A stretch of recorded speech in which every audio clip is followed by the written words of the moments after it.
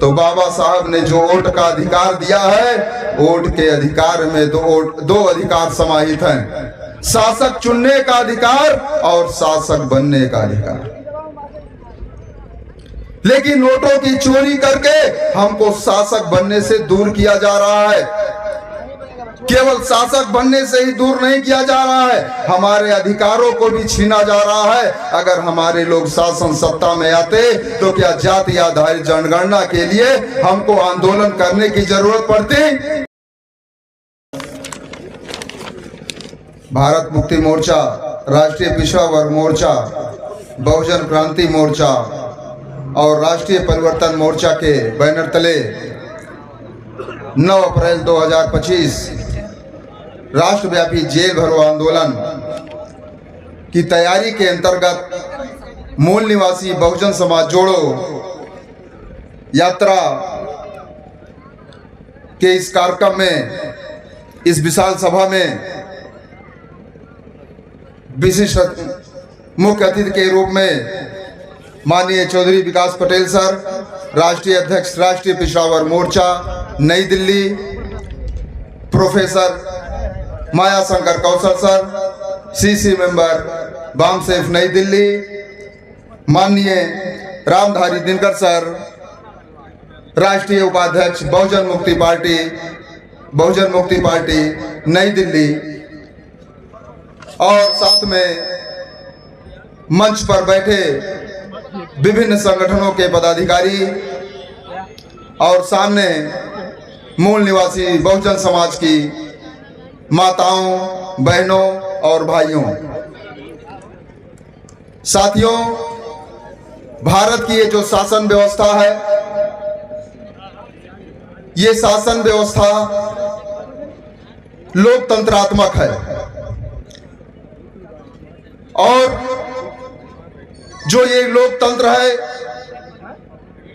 इसका जो आधार होता है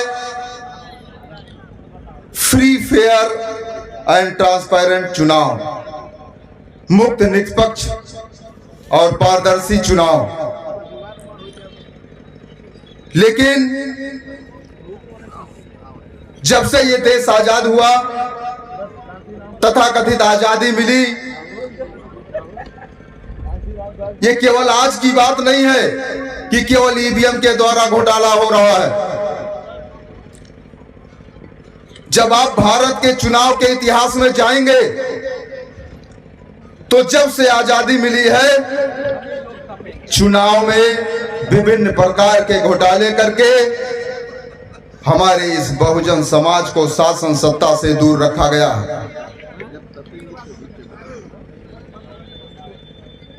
1992 चुनाव की एक घटना याद आती है,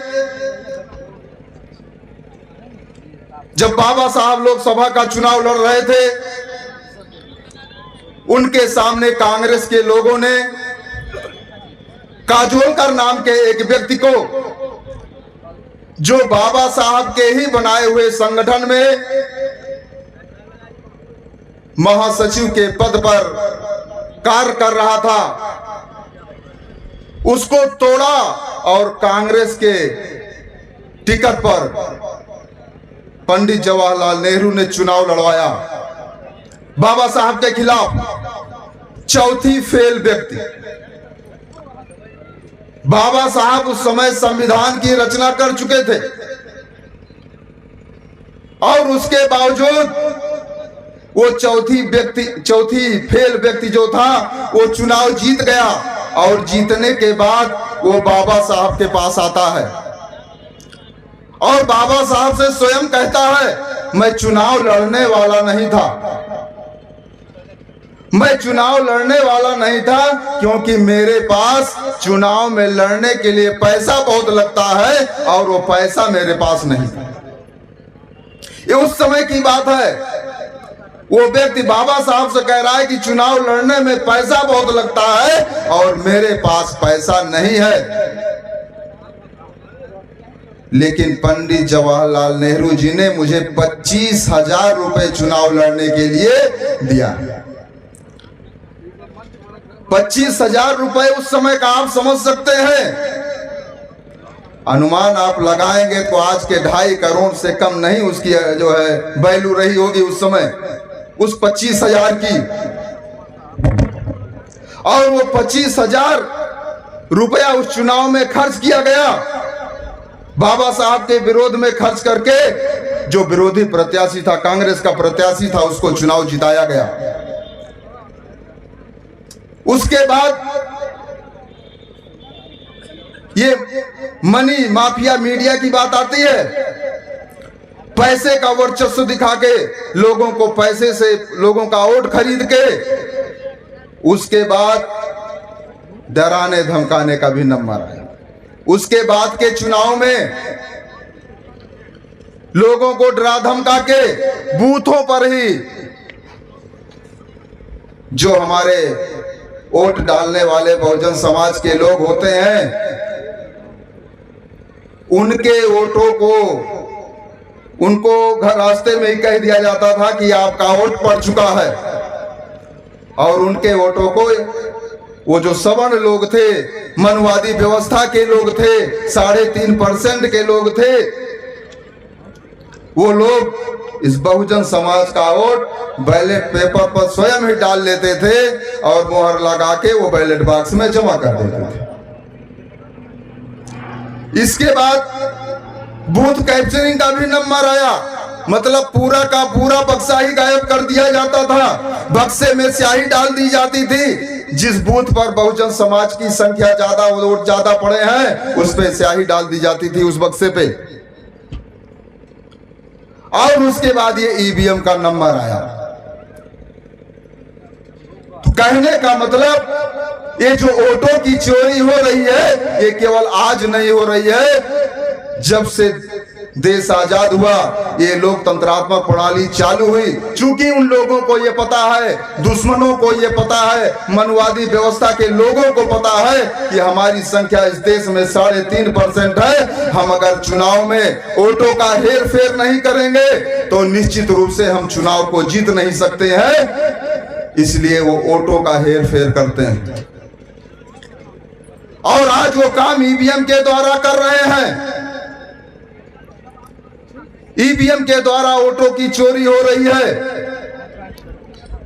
और जो ईवीएम के द्वारा वोटों की चोरी हो रही है, तो बाबा साहब ने जो वोट का अधिकार दिया है, वोट के अधिकार में दो अधिकार समाहित हैं, शासक चुनने का अधिकार और शासक बनने का अधिकार।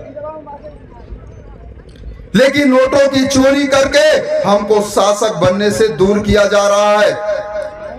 केवल शासक बनने से ही दूर नहीं किया जा रहा है, हमारे अधिकारों को भी छीना जा रहा है। अगर हमारे लोग शासन सत्ता में आते तो क्या जाति आधारित जनगणना के लिए हमको आंदोलन करने की जरूरत पड़ती? जिस देश में ओबीसी की आबादी आधी से ज्यादा है, उस आधी से ज्यादा आबादी वाले लोगों को आंदोलन करना पड़ रहा है, क्योंकि ईवीएम के द्वारा नाजायज सरकारें चुनी गई हैं। तो निश्चित रूप से हम लोगों को इस ईवीएम के खिलाफ जो मेश्राम साहब द्वारा आंदोलन चलाया जा रहा है, उस आंदोलन में सम्मिलित होना पड़ेगा। ये मामला ईवीएम का नहीं, आप इस बात को समझिए, ये मामला आपके वोटों की चोरी का है। जिस वोट के बल पर आप शासक बन सकते हैं, अपने बच्चों के भविष्य का निर्माण कर सकते हैं, अपने भविष्य के बारे में, अपने बच्चों के भविष्य के बारे में आप फैसला ले सकते हैं, उस वोट की चोरी का मामला है। ये केवल ईवीएम का मामला नहीं है। इसलिए इस आंदोलन में आप लोगों को सम्मिलित होना पड़ेगा, ये आपकी मजबूरी भी है।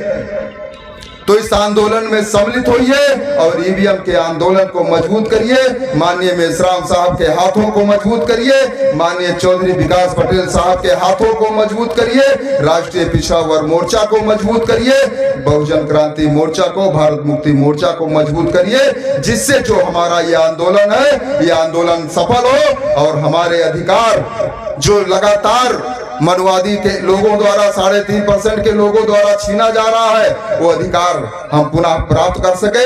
इसी के साथ मैं अपनी बात को यहीं पे समाप्त करता हूँ। सभी साथियों को जय मूल निवासी।